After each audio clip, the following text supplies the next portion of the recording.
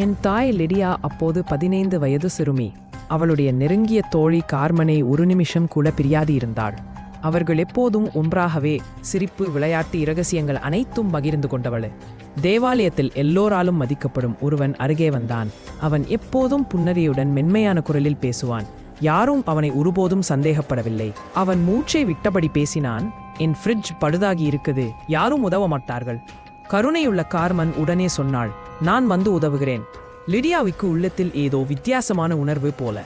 ஆனால் அவள் எதையும் சொல்ல முன்பு கார்மன் அந்த ஆணின் காரில் ஏறி கையை ஆட்டி சிரித்தபடி சென்று விட்டாள். அதுதான் அவளை லிடியா கடைசியாக பார்த்த தருணம். கார்மனின் பெற்றோர் தங்கள் மகளை தேடி வந்தனர். லிடியா நடந்ததை முழுமையாக கூறினாள்.